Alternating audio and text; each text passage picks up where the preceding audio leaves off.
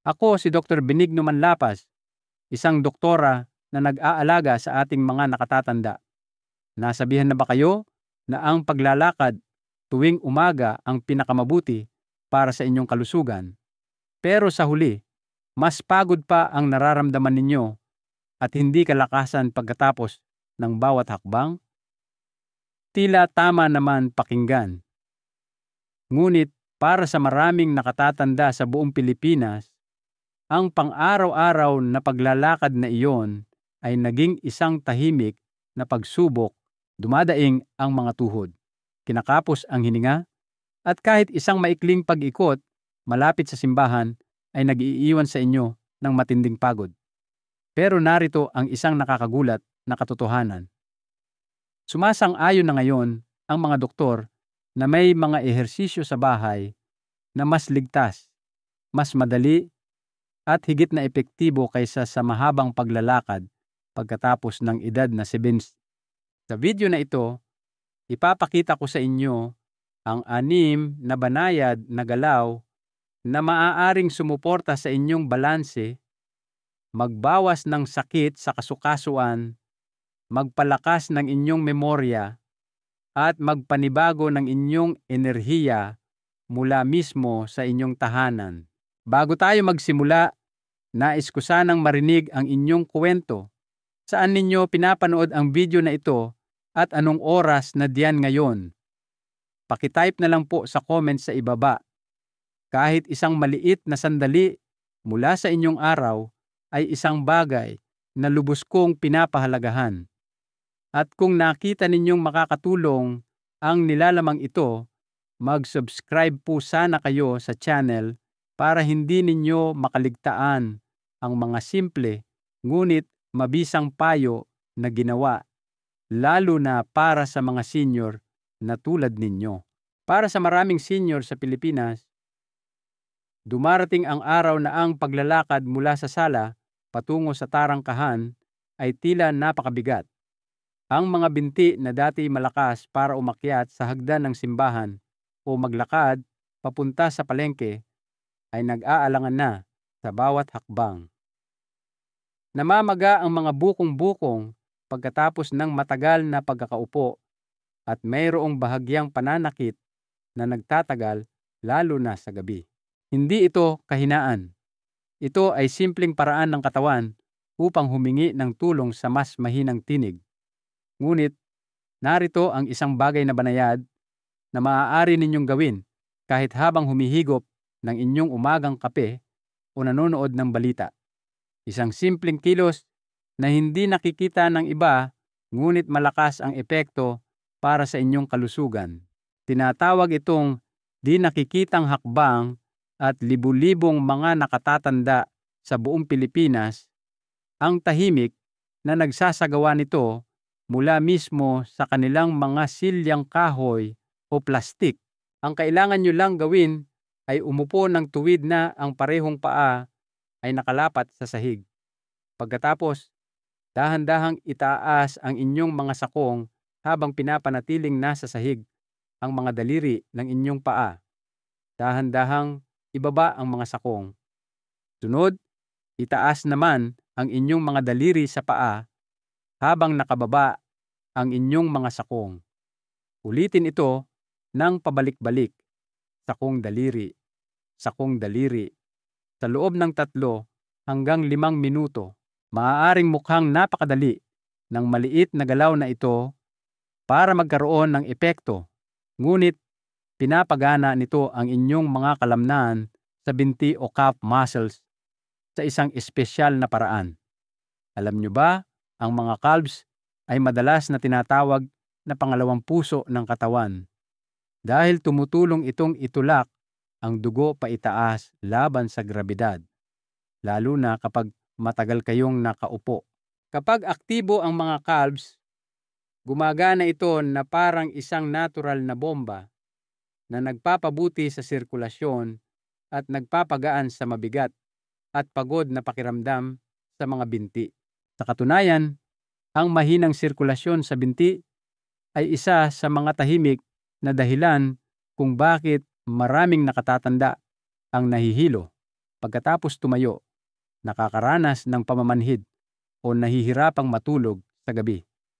Ang munting galaw na ito ay nakakatulong na mabawasan ang pamamaga ng bukong-bukong, panatilihing mas mainit ang mga paa sa panahon ng taglamig, at sumusuporta pa sa mas alertong pag-iisip dahil ang dugong mayaman sa oxygen ay nakakarating kung saan ito pinakakailangan.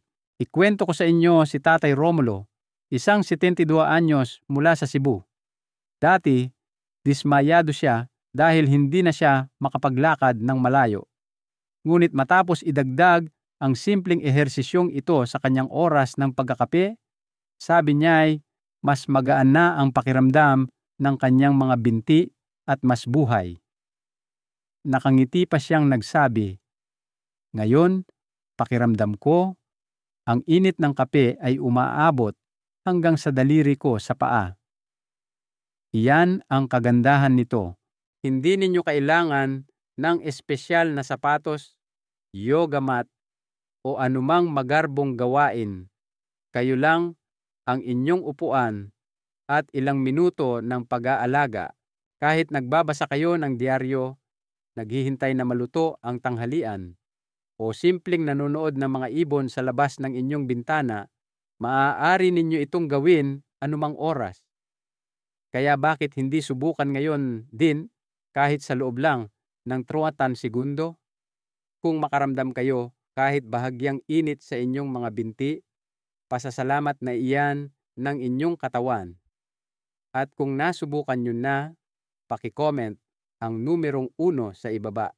Iyan ang ating tahimik na senyales sa lumalaking pamilyang ito na sana na nagsasabing, "Nagsimula na ako." Minsan, ang pinakamaliit na galaw ang maaaring magdulot ng pinakamalaking pagbabago. Napansin nyo ba na ang pagtayo mula sa kama ay tila medyo mas alanganin kaysa dati? O na ang hagdanan na dati parang bahagi na ng inyong pang-araw-araw na kilos ay nangangailangan na ngayon ng maingat na atensyon sa bawat hakbang? Ang tahimik na pagbabagong ito sa balansi ay isa sa mga pinakakaraniwang alalahanin para sa mga senyor sa buong Pilipinas. At kadalasan, ito ay binabalewala hanggang sa isang pagkahulog ang biglang magpaalala sa atin. Ngunit paano kung ang solusyon ay maaaring magsimula mismo sa inyong lababo, kasabay ng isang bagay na ginagawa nyo na araw-araw? Isang maliit na pagbabago na idinagdag sa inyong gawaing panggabi, na tahimik na nagpapalakas sa inyong mga binti, gumigising sa inyong mga reflexes, at nagpapatalas pa ng inyong memorya. Ito ang ideya sa likod ng balanse habang nagsisipilyo. Maaaring nakakatuwa ito sa simula, ngunit ito ay isang banayad at mabisang ehersisyo na ginagamit ng mga physiotherapist sa buong Pilipinas. Ang kailangan nyo lang gawin ay habang nagsisipilyo, umaga man o gabi, bahagyang iangat ang isang paa mula sa sahig at magbalanse sa kabila. Panatilihin ito ng tono hanggang 30 segundo. Pagkatapos ay magpalit ng paa. Kung kinakailangan, ipatong ng bahagya ang isang kamay sa lababo para sa suporta. Iyon lang. Ang maliit na gawaing ito ay gumagawa ng kababalaghan sa inyong mga bukong-bukong, tuhod, at mga kalamnanan sa ibabang bahagi ng tiyan. Eksakto ang mga bahaging tumutulong sa inyo na manatiling tuwid kapag bumababa sa kama, umaakyat ng hagdan, o naglalakad sa palengke.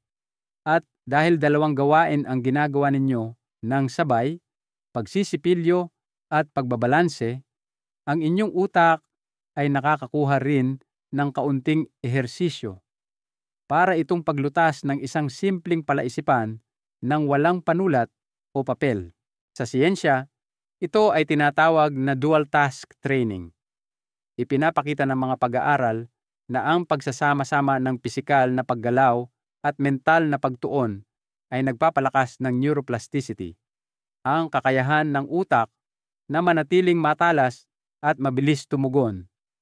Sa mas simpleng salita, binabago ninyo ang inyong isipan upang mas mabilis na mag-react, manatiling alerto, at maging mas kumpiyansa habang gumagalaw sa buong araw. Si Ginoong Santos, isang 69 anyos na retiradong guro mula sa Baguio, ay unang tumawa nang iminungkahi ito ng kanyang physiotherapist. Naisip ko, ano naman kayang magagawa ng pagtayo sa isang paa habang nagsisipilyo? Ngunit sa loob lamang ng 2 linggo, may napansin siya. Hindi ko na kailangang humawak sa hawakan kapag bumababa ng hagdan, sabi niya.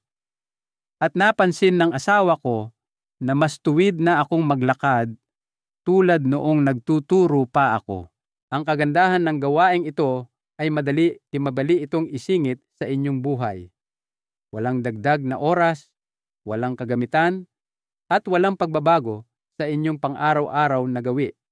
Isang maliit na dagdag lamang na may malalim na benepisyo. Gumagamit man kayo ng herbal na toothpaste o regular na toothpaste, ang inyong sipilyo ay nagiging higit pa sa isang panlinis. Ito ay nagiging inyong tahimik na tagapagsanay. At tandaan, okay lang na medyo manginig sa simula. Kahit ilang segundo lang ng pagbabalanse araw-araw ay maaaring muling gisingin ang natural na katatagan ng inyong katawan. Tulad ng karamihan sa mga mabuting gawi, ang mga resulta ay hindi kaagad-agad, ngunit ito ay pangmatagalan. Kaya bakit hindi subukan ngayong gabi? Habang nakatayo kayo sa salamin at nagsisipilyo, dahan-dahang iangat ang isang binti at damhin ang pag-aayos ng inyong katawan. Sa bawat araw na lumilipas, ito ay magiging mas madali. At kung nasubukan nyo na ito, gusto kong malaman. Paki-comment ang numerong 2 sa ibaba ng video na ito. Iyan ang paraan natin upang magbahagi ng maliliit na tagumpay sa mapag-arugang komunidad na ito. Isang balanseng hakbang sa bawat pagkakataon. Dahil pagkatapos ng sebento, hindi lang natin kailangang magsipilyo ng ngipin. Kailangan din nating pakintabin ang ating kumpiyansa. Nahirapan na ba kayong tumayo mula sa inyong upuan sa oras ng dasal sa gabi? O nahirapang tumayo pagkatapos mauupo ng nakakrus ang mga binti ng matagal sa kusina? Ang maliit na kilos na ito, na dati napakadali, ay maaaring maging parang isang bundok kapag nawawalan na ng lakas ang ating mga hita at tuhod. At para sa maraming nakatatanda sa Pilipinas, lalo na sa mga kababaihan na laging nakaupo sa mababang upuan habang nagluluto o sa mga sesyon ng pagrorosaryo, ito ay nagiging isang tahimik na pang-araw-araw na hamon. Ngunit ang lakas ay hindi kailangang maging maingay. Maaari itong magsimula sa katahimikan na ang inyong mga kamay ay magkadikit sa panalangin at ang inyong puso ay panatag. Dito pumapasok ang pag-angat mula sa upuan na parang nagdarasal. Ito ay isang banayad na gawain na idinisenyo hindi lamang para sa inyong katawan, kundi pati na rin sa inyong espiritu. Ang galaw ay napakasimple, ngunit lubos na epektibo. Umupo ng tuwid sa isang matibay na upuan. Ang mga paa ay nakalapat sa sahig.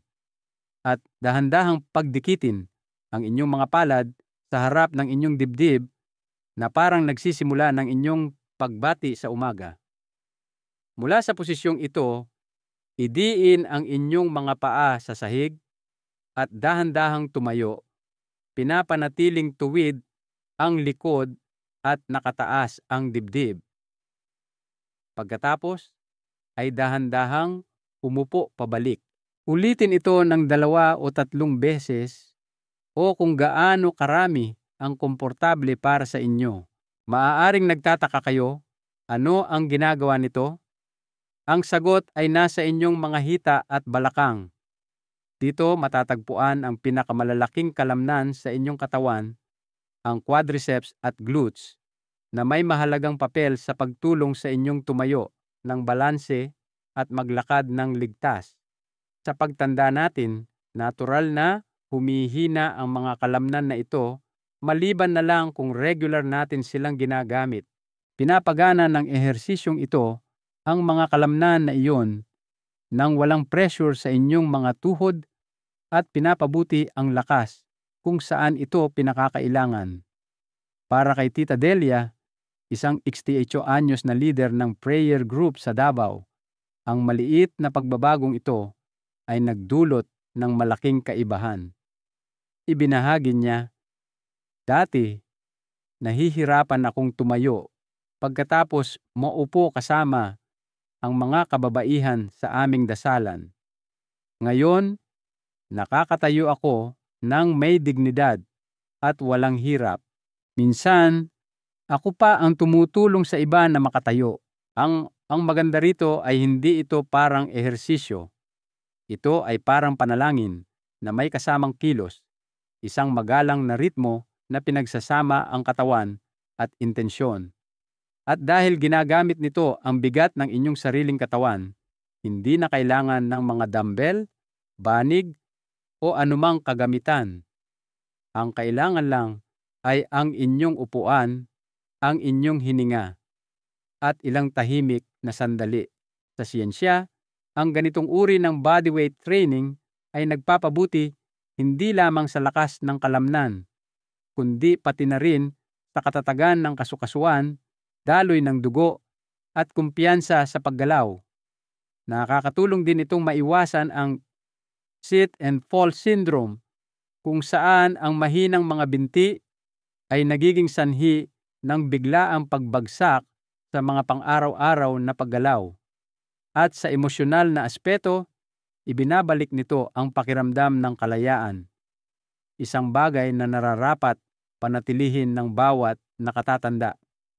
Kaya sa susunod na uupo kayo para sa inyong panalangin sa gabi o sa inyong panghapong kape, subukang magdagdag ng 2 mabagal na pag-ikot ng pag-angat mula sa upuan. Huminga papasok habang tumatayo. Huminga palabas habang bumabalik. Hayaan ang inyong katawan na madama ang pagiging matatag at magaan. At kung nasubukan nyo na ito o kahit isang beses lang ngayon, pakitype ang numerong 3 sa comments sa ibaba. Ipapaalam nito sa iba sa ating mapag-arugang komunidad na pinipili ninyong tumayo ng matatag, isang magalang na galaw sa bawat pagkakataon. Dahil sa huli, ang pagtayo ng tuwid ay hindi lang tungkol sa mga binti. Ito ay tungkol sa karangalan, pagpapahalaga sa sarili, at debosyon sa buhay mismo. Maraming nakatatanda sa buong Pilipinas ang tahimik na nabubuhay na may kakaibang paninigas sa kanilang mga balikat. Isang paninigas na nagpapahirap sa pagtutupi ng damit, sa pag-abot ng garapon ng pampalasa, o sa paghawak ng dyaryo ng matagal. Sa paglipas ng panahon, lumalalim ang paninigas na ito. Ang paghinga ay nagiging mas mababaw. Naninigas ang leeg at kahit isang simpleng ngiti ay nagsisimulang maging pilit. Kung pamilyar ito sa inyo, alamin ninyo na hindi kayo nag-iisa. Ang tensyon sa itaas na bahagi ng katawan ay hindi lang tungkol sa pagtanda. Ito rin ay tungkol sa kung paano dinadala ng katawan ang stress, lalo na kapag ang isipan ay may dalang tahimik na mga alalahanin, responsibilidad, at alaala. Ngunit narito ang isang maganda at simpleng gawain na makakatulong sa inyo na gumaan muli ang pakiramdam. Kailangan lang nito ng isang tuwalya, isang upuan, at ilang minuto ng kapayapaan. Ito ay tinatawag na pag-ikot ng balikat gamit ang tuwalya, at unti-unti itong nagdudulot ng ginhawa sa buhay ng maraming senior sa Pilipinas. Kumuha ng isang malinis na tuwalya, isang bagay na malambot at pamilyar. Umupo ng tuwid sa inyong upuan. Hawakan ang parehong dulo ng tuwalya sa likod ninyo na parang hinahawakan ang sarili ninyong mga kamay. Pagkatapos, dahan-dahang iikot ang inyong mga balikat paatras. Itaas ang inyong dibdib habang ginagawa ito. Huminga papasok sa ilong habang tumataas ang inyong mga balikat. Huminga palabas ng dahan-dahan sa bibig habang bumababa ang mga ito. Ulitin ang galaw na ito ng 5 hanggang 10 beses. Ang ginagawa ninyo nang hindi namamalayan ay binubuksan ang mga kalamnan sa inyong dibdib at itaas na likod. Ang mga kalamnan na ito ay madalas na naninigas mula sa maraming taon ng pag-upo ng nakayuko habang nagtatahi, nagbabasa, sa mahabang sesyon ng pagdarasal, o kahit sa pag-scroll sa telepono. Sa paglipas ng panahon, sinisiksik ng paninigas na ito ang inyong dibdib at diaphragm, binabawasan ang lalim ng inyong paghinga at naaapektuhan ang inyong nervous system. Sa pamamagitan ng dahan-dahang pag-ikot ng inyong mga balikat at paghawak ng tuwalya sa likod, natural na nababanat ang mga kalamnan na ito. Nagbubukas kayo ng espasyo para lumawak ang mga baga.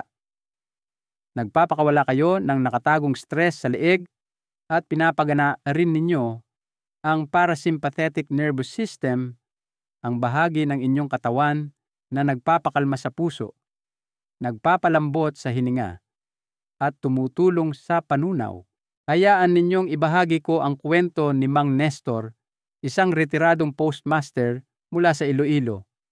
Nakakaranas siya ng palaging kabigatan sa kanyang mga balikat at sabi niya, kahit ang pagkain ay hindi na gaanong masarap. Ngunit pagkatapos ng 1 linggong paggawa ng towel roll tuwing umaga bago mag-almusal, sabi niya, mas malalim na akong makahinga ngayon at parang bumuti pa ang gana ko sa pagkain. Mas madalas na siyang ngumiti ngayon. Mas tuwid ang kanyang tindig at mas magaan ang pakiramdam ng kanyang isipan. Kita ninyo, kapag binubuksan natin ang dibdib, hindi lang natin binubuksan ang katawan, binubuksan din natin ang puso. Nagiging mas madaling magsalita ng malinaw, ngumiti ng totoo, at mag-enjoy kahit sa mga simpleng sandali tulad ng unang higop ng kape o ang malamig na nasimoy ng hangin sa gabi.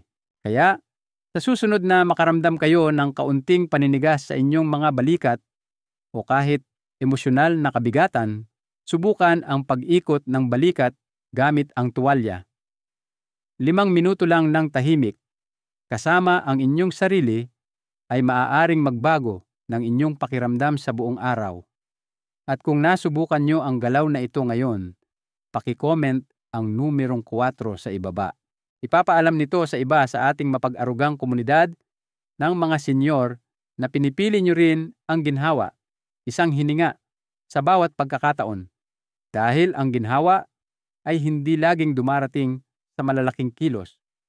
Minsan, nagsisimula ito sa isang tuwalya at kaunting pagmamahal sa sarili. May mga sandali na humihinto kayo sa gitna ng isang pangungusap, sinusubukang alalahanin ang isang pangalan na dati napakadaling maalala. O pumapasok kayo sa isang silid at nakakalimutan kung bakit kayo pumunta doon. Ang maliliit na pagkalimot na ito ay karaniwan pagkatapos ng edad na 65.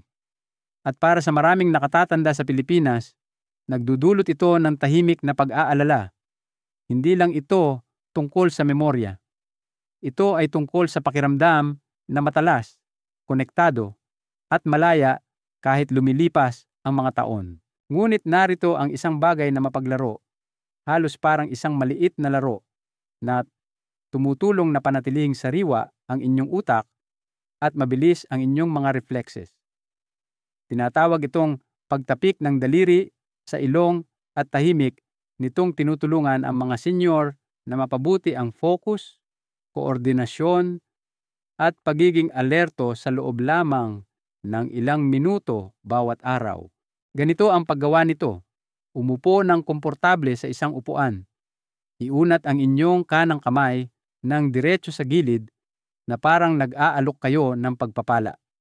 Ngayon, dahan-dahang idikit ang inyong kaliwang hintuturo sa dulo ng inyong ilong. Huminga ng isang beses. Pagkatapos ay magpalit, kaliwang kamay ang nakaunat, kanang daliri sa ilong. Ulitin ang pattern na ito ng dahan-dahan, salit-salitan ang mga kamay. Maaaring kakatwa ang pakiramdam sa simula, ngunit huwag hayaang pigilan kayo nito. Ang nangyayari ay mas malakas kaysa sa itsura nito. Pinapagana ninyo ang inyong mga mata, kamay, at utak ng sabay-sabay.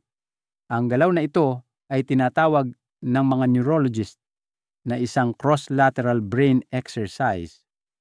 Ang mga ganitong ehersisyo ay nagpapasigla sa parehong bahagi ng inyong utak na naghihikayat ng mas mahusay na komunikasyon sa pagitan nila. Pinapabuti nito hindi lamang ang inyong memorya, kundi pati na rin ang inyong kakayahang gumawa ng mabilis na desisyon, sundin ang mga hakbang sa kusina, at mas mabilis na mag-react kung kinakailangan. Isipin ninyo ito ng ganito. Ang inyong utak ay parang isang hardin. Habang mas madalas ninyo itong ginagalaw at hinahamon ng banayad, mas dinidiligan ninyo ito ng sariwang oxygen, kalinawan, at kagalakan. At hindi nito kailangan ng mga puzzle o screen. Mga kamay lang ninyo, ang inyong hininga at isang ngiti. Ibinahagi ni Nanay Lita, isang 70 anyos na retiradong guro sa Maynila, ang kanyang karanasan. Sabi niya, pagkatapos gawin ang munting ehersisyong ito tuwing umaga, mas alerto ang pakiramdam ko bago pa man ako magkape. Tumawa siya at idinagdag, para bang nagsusuot na ng tsinelas ang utak ko bago pa man ang mga paa ko. Iyan ang regalo ng simpleng gawaing ito. Nag-aanyaya ito ng tawa, focus, at kumpiyansa mula mismo sa inyong paboritong upuan. Walang kagamitan, walang komplikadong hakbang, banayad na galaw lamang at maingat na paghinga. Sa siyensya, ang ganitong uri ng paggalaw ay nakakatulong na maantala ang paghina ng pag-iisip na may kaugnayan sa edad. Nababawasan din nito ang stress sa pamamagitan ng pag-e-engage ng katawan sa paulit-ulit na nakakakalmang galaw tulad ng isang naglalakad na panalangin.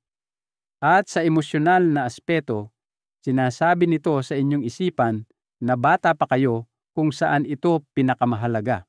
Kaya kung napangiti kayo habang sinusubukan ito ngayon, iwanan ang numerong 5 sa comments sa ibaba. Ibig sabihin nito ay hindi lang kayo gumagawa ng isang galaw. Pinipili ninyong manatiling matalas, masaya, at lubos na naroroon sa inyong mga ginintuang taon. Dahil minsan, ang pinakamahusay na paraan para sanayin ang utak ay hawakan ito ng may kabaitan, tawanan, at isang maliit na tapik sa ilong. Para sa maraming senior sa Pilipinas, ang mga unang sandali pagkatapos magising ang pinakamahirap. Hindi dahil sa anumang sakit, kundi dahil ang katawan ay parang mabigat, na tila hindi pa ito lubusang nakakabalik mula sa gabi. Ayaw bumaluktot ng mga tuhod. Naninigas ang likod at may tahimik na pag-aatubili na ibaba man lang ang mga binti mula sa kama. Hindi ito katamaran. Ito ang paraan ng katawan upang humingi ng kahinahunan. At dito makakatulong ang magandang gawaing ito, isang 3 minutong paggising sa umaga na ginagawa mismo sa inyong kama bago pa man tumapak ang inyong mga paa sa sahig. Magsimula sa pamamagitan ng paghiga ng patag at tahimik. Ilagay ang isang kamay sa inyong tiyan, ang isa naman sa inyong dibdib. Huminga ng malalim sa ilong, dahan-dahan, malalim, at ilabas sa bibig. Damhin ang dahan-dahang pagbubukas ng mga baga na parang binabati ng inyong katawan ang bagong araw. Ulitin ito ng 3 beses. Ngayon, dahan-dahang itaas ang parehong braso patungo sa kisame. Iunat ang inyong mga daliri ng malapad. Pagkatapos ay dahan-dahan itong ikuyom sa inyong mga palad. Gawin ito ng 5 beses na parang binabati ninyo ang liwanag ng umaga. Sunod, dahan-dahang paikutin ang inyong mga pulso. Una ay pakanan, pagkatapos ay pakaliwa. Ilipat ang inyong atensyon sa inyong mga binti. Ituro ang inyong mga daliri sa paapasulong. Pagkatapos ay hilahin pabalik patungo sa inyo na parang tinatapakan at binibitawan ang pedal ng inyong lumang bisikleta. Dahan-dahang paikutin ang bawat bukong-bukong. Ang simpleng galaw na ito ay nagdudulot ng sariwang daloy ng dugo sa inyong mga paa at binti na inihahanda sila para sa paggalaw. Panghuli, dahan-dahang ilingon ang inyong leeg sa kanan, pagkatapos ay sa kaliwa. Sa bawat hininga, hayaang matunaw ang tensyon. Huminga muli ng malalim at saka lamang kapag handa na ang inyong katawan, dahan-dahang umupo. Ilagay ang inyong mga paa sa sahig at tumayo. Bakit napakabisan ito? Dahil pagkatapos ng edad na 65, ang biglaang paggalaw sa umaga ay maaaring magpahirap sa puso, magdulot ng pagkahilo o maging sanhi ng pagkahulog. Ang ating presyo ng dugo ay nangangailangan ng ilang minuto para mag-adjust, pagkatapos mahiga buong gabi. Sa pamamagitan ng unti-unting paggising na may malambot na paghinga at maingat na pag-uunat, tinutulungan natin ang katawan na ligtas na lumipat mula sa pagtulog patungo sa lakas. Ang maliit na gawi na ito ay pinapagana rin ang parasympathetic nervous system, ang nagpapakalmang puwersa sa inyong katawan. Nagpapababa ito ng stress sa umaga, nagpapabuti ng panunaw, at ginagawang mas matatag at kumpiyansa ang inyong mga unang hakbang. Maraming nakatatanda ang nagsasabi na mas magaan ang kanilang pakiramdam, mas naroroon, at mas balanseng emosyonal sa buong araw. Si Lolo Ramon, isang 74 anyos mula sa Baguio, ay buong pagmamahal na tinatawag itong kanyang paliligo sa hangin ng umaga. Sabi niya, "Pakiramdam ko, ang buong katawan ko ay nahugasan ng simoy ng hangin bago ko pa man matapakan ang sahig." At tunay nga, iyan ang inaalok ng gawaing ito, isang sariwang simula na malaya sa pagmamadali o pressure. Kaya, kung nasubukan nyo ang banayad na ritual na ito ngayon, inaanyayahan ko kayong i-comment ang numerong size sa ibaba. Ipaalam sa iba sa ating pamilya ng mga senior na sinimulan ninyo ang inyong araw hindi sa paghihirap, kundi ng may biyaya. Dahil minsan, ang pinakamahusay na gamot ay wala sa tableta o tonic. Nasa paraan ito kung paano tayo gumigising, kung paano tayo humihinga, at kung paano natin pinararangalan ang katawan na ito na nagdala sa atin ng napakalayo. Katatapos nyo lang ng isang magandang paglalakbay sa 6 na simpleng ehersisyo. Bawat isa ay madaling tayong gawin, bawat isa ay tahimik na mabisa. Hindi kailangan ng gym, hindi kailangan ng magarbong damit, ang kailangan lang ay ang inyong katawan, ang inyong hininga, at ilang payapang minuto bawat araw. Ang mga galaw na ito ay hindi idinisenyo para humanga ang iba. Idinisenyo ang mga ito para tulungan kayong bumangon ng mas madali, maglakad ng may mas tibay, matulog ng mas mahimbing, at ngumiti ng may higit na kumpiyansa. Kahit ito man ay ang di nakikitang hakbang habang humihigop ng kape, ang balanse habang nagsisipilyo bago matulog, o ang 3 minutong pag-unat sa inyong kumot, bawat maliit na kilos ay may dalang kahulugan. Kaya mahal kong kaibigan, hayaan ninyong tanungin ko kayo, Aling numero ang nasubukan ninyo ngayon? Ito ba ay numero 1 o baka naman ang numero 5 ay nagpangiti sa inyo ng banayad? Paki-comment ang inyong numero sa ibaba. Kapag nagbabahagi kayo, hindi lang kayo sumasagot, nagbibigay inspirasyon din kayo sa iba na magsimula. At kung nakita ninyong nakakatulong ang video na ito, paki-like po, mag-subscribe sa ating channel at ibahagi ang regalong ito ng banayad na paggalaw sa isang taong mahal ninyo. Hayaan itong makarating sa inyong kapatid sa Batangas, sa inyong dating kaibigan sa Palawan, o sa inyong kapitbahay na gumigising din na may naninigas na likod. Dahil ang mabuting kalusugan, sa huli, ay hindi nagsisimula sa mga ospital, kundi sa mga tahanan, sa mga tahimik na sulok, sa liwanag ng umaga, sa ritmo ng isang maliit na gawi na isinasagawa araw-araw ng may tiwala. Isipin ninyo ito, isang maagang umaga sa Pilipinas, ang malambot na sikat ng araw ay pumapasok sa inyong beranda. Dahan-dahan kayong nag-uunat habang may katabing isang tasang mainit na salabat.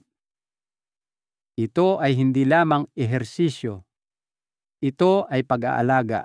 Ito ay biyaya at ito ay sa inyo upang ingatan.